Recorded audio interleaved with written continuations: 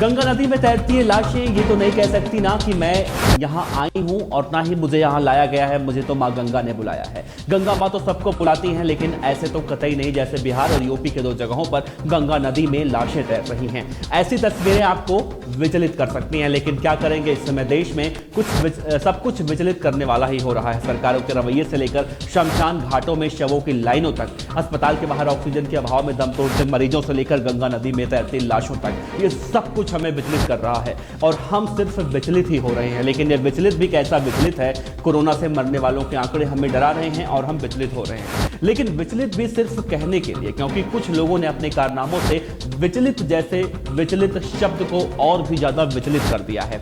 इस महामारी के बीच में जब सभी दुकानें बंद है, तो अगर किसी के घर का एक बल्ब फ्यूज हो जाए तो अभी वो दूसरा बल्ब नहीं खरीद सकता, क्योंकि लॉकडाउन लगा हुआ है। सही बात है, सरकार का साथ हम सबको देना चाहिए, क्योंकि सरकार की बातें हम नहीं मानेंगे तो प्रशासन कार्रवाई कर देगा। लॉकडाउन के नियमों का उल्लंघन, कार्रवाई ठीक वैसे जैसे बिहार में पप्पू यादव के साथ कर दिया गया, लेकिन प्रशासन तो बाद में कार्रवाई करेगा, कोरोना अपनी कार्रवाई पहले कर देगा। ये सब तो ठीक है, जहां लोगों को घरेलू सामान नहीं मिल रहा है वहां पर सरकार के उन फैसलों का क्या, जो शराब की दुकानें खुलवा दी गई और लोग विचलित होने के बाद भी उन शराब की दुकानों पर लंबी लाइनें लगाकर खड़े हैं और जिसकी बारी जैसे आती है 2 बोतल 4 बोतल 8 बोतल, जिसकी जैसी कैपेसिटी है वैसे ही खरीद कर ले भी जा रहा है। तो वो भी तब जब जरूरी सामानों के लिए लोगों को सोचना पड़ रहा है कि क्या किया जाए, कैसे किया जाए। जो मेरे घर का भी किचन का पाइप टूट गया है, लेकिन क्या करूं, दुकानें बंद है, सामान मिल नहीं रहा है, मोबाइल के टॉर्च से काम चला रहे हैं, क्या करें, कोई चारा ही नहीं बचा है। लेकिन सब कोऑपरेट कर रहे हैं कि पहले कोरोना भाग जाए, हम तो ऐसे दिन काट लेंगे, वो भी बिना विचलित हुए।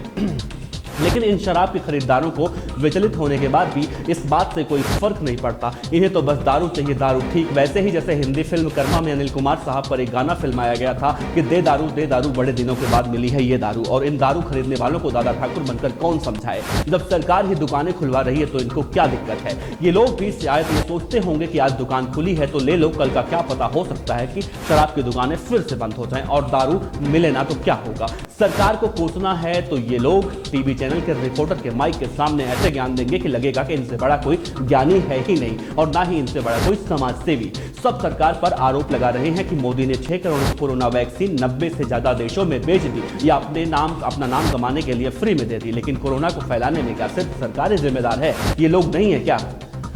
दिल्ली एनसीआर में कई जगह वैक्सीनेशन कैंप लगा है, लोग वैक्सीनेशन लगवा भी रहे हैं और हमारे देश की मेन स्ट्रीम मीडिया ये खबर दिखाती है कि वैक्सीनेशन कैंप में सोशल डिस्टेंस की धज्जियां उड़ाई जा रही हैं। लेकिन सरकार से सवाल नहीं करती, शराब की दुकानें खुलवाना क्यों जरूरी है। अगर ये सवाल उठाती मीडिया तो शायद ये दिन हम लोगों को देखना ही नहीं पड़ता जो आज हम सब देख रहे हैं। बस एक दूसरे को फोन करके हम यही कहते हैं कि आज का माहौल बहुत विचलित कर देता है।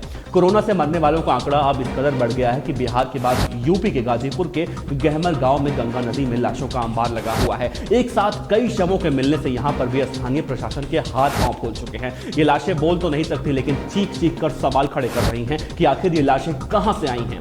पहले बिहार के बक्सर के एक गांव में गंगा नदी में दर्जनों लाशें मिली और वहां का मामला अभी खत्म हुआ नहीं था कि यूपी में गंगा नदी में सैकड़ों लाशें तैरती हुई मिल रही हैं। जहां नदी में लाशें मिली, यानी कि गाजीपुर का गहमर गांव, इस गांव से बक्सर की दूरी महज 55 किलोमीटर की है और गाजीपुर से बहने वाली गंगा नदी गहमर गांव से होकर गुजरती है और इसके बाद बिहार का चौथा क्षेत्र लगता है, जहां पर महादेव घाट पर सोमवार को दर्जनों की तादाद में लाशें मिली थी। यूपी में मिली लाशें और बिहार में मिले शवों के बीच कनेक्शन क्या है, फिलहाल अभी इसका कोई पुख्ता जानकारी नहीं है, लेकिन ऐसे कयास लगाए जा रहे हैं कि बिहार में मिले शवों का सीधा ताल्लुक यूपी से है। लेकिन सवाल है कि अगर ये लाशें यूपी की हैं तो किसने लाशों को नदी में फेंका और क्यों ये लाशें बिहार से बहकर यूपी में आई कि यूपी से बहकर बिहार गई। क्योंकि बिहार का कहना है कि ये लाशें हमारी नहीं हैं और यूपी में कहा जा रहा है कि ये किसी और जिलों की होंगी। अच्छा हुआ गंगा नदी किसी और देश की सीमा से नहीं आती, वरना कोई ताज्जुब नहीं होता कि हमें यह बयान सुनने को मिल जाता कि ये लाशें दूसरे देश से बहकर आई होंगी।